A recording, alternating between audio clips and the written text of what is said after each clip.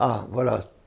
Eh bien, je suis encore pour moi-même une propre énigme, parce que, effectivement, ma vie n'était pas du tout consacrée à l'eau, comme pour beaucoup de gens d'ailleurs, c'est comme ça. J'étais avant dans le pétrole, donc je travaillais professionnellement dans un métier qui était extrêmement stressant. Et j'ai décidé, il a fallu le faire par différentes contraintes que j'avais à ce moment-là, j'ai démissionné pratiquement de mon entreprise, voulant faire tout à fait autre chose.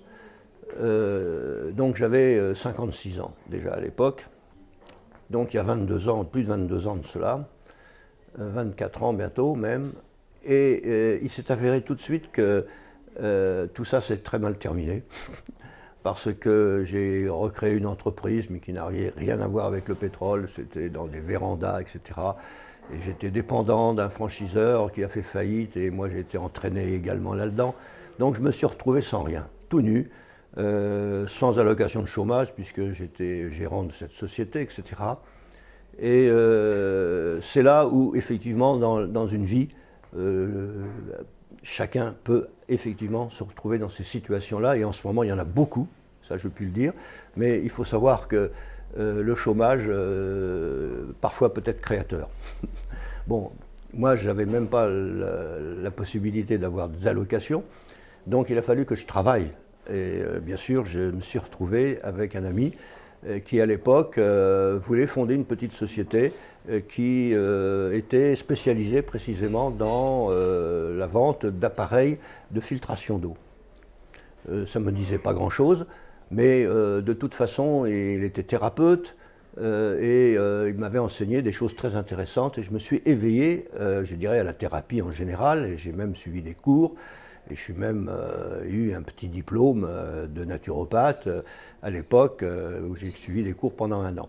Il s'est passé une chose, c'est que le jour où je me suis mis à vendre ces filtrations d'eau avec un système qui s'appelle l'osmose inverse, on obtenait une eau qui était quasiment pure à 98%. C'était des appareils domestiques et j'avais ma petite camionnette et j'allais tirer les boutons de sonnette chez les ménagères.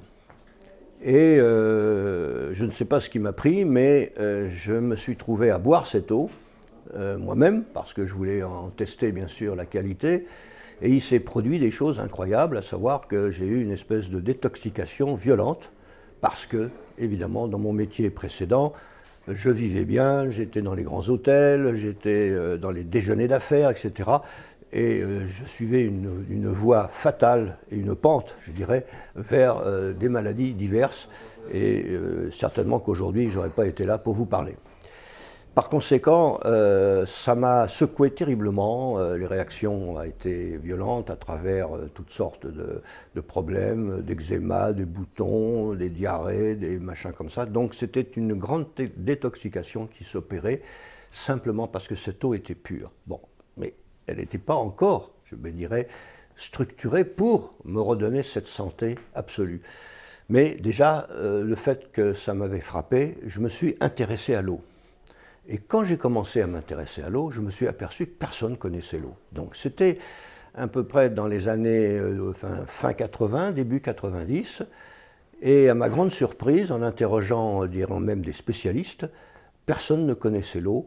On disait oui, c'est normal, c'est naturel, on en a besoin, mais c'est tout, ça s'arrêtait là. Et à ma grande surprise, bien sûr, j'ai interrogé des biologistes, j'ai interrogé des médecins, personne ne connaissait l'eau. Alors j'ai trouvé ça tout à fait anormal, sachant que notre corps est composé en poids à peu près de 70% d'eau, mais en nombre de molécules, et ça c'est Benveniste qui aimait le rappeler, les molécules d'eau représentent plus de 99% des molécules de tout le corps. Donc je dis, mais attends, c'est impensable de savoir que nous sommes que de l'eau et que personne n'en parle. Et pour cause, je me suis aperçu très vite que l'eau échappait à toute explication scientifique. Personne n'avait été capable d'expliquer l'eau. Et à l'époque, on trouvait ce sujet tellement sulfureux que personne ne voulait en parler et surtout l'étudier. Sauf que, en même temps, à cette époque-là, j'ai rencontré Jacques Benveniste. Et Jacques Benveniste était un scientifique qui était à l'INSERM et qui était là-dedans un directeur de département.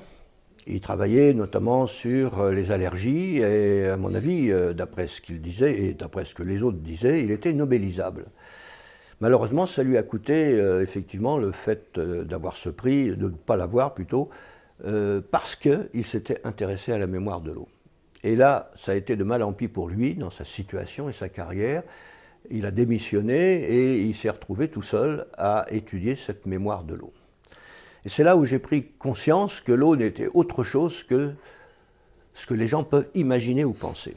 Et quand on rentre dans cette magie de l'eau, on est absolument émerveillé parce qu'on ne sait pas quelle direction faut-il prendre pour la comprendre. Et je me suis aperçu très vite et très rapidement que l'eau est omnisciente, c'est-à-dire qu'elle balaye toutes les disciplines scientifiques. Et c'est pour ça que personne ne peut effectivement être spécialiste de l'eau. Il n'y a pas de spécialiste de l'eau.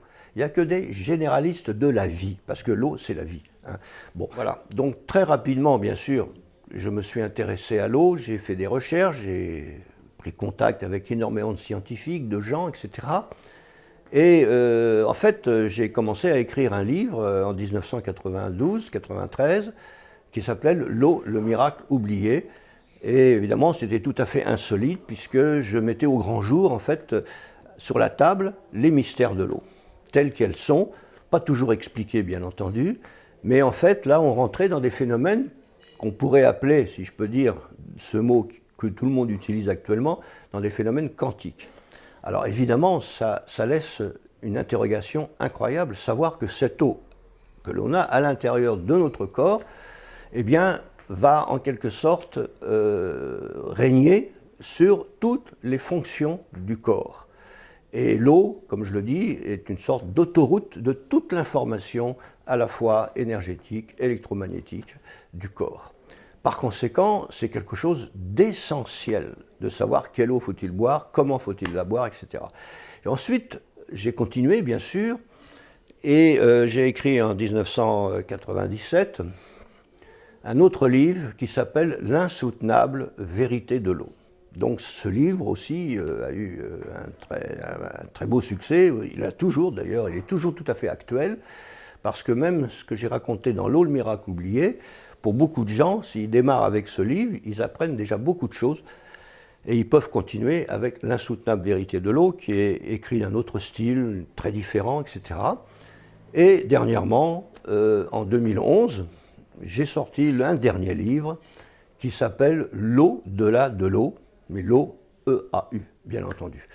Donc là, nous franchissons une frontière et nous entrons dans un monde absolument ahurissant qui est en fait le fondement même de notre existence, non seulement bien sûr au niveau biologique, mais aussi au niveau, je dirais, dans des phénomènes quantiques et des phénomènes, il faut le dire, bien sûr, qui rejoint le monde de la conscience.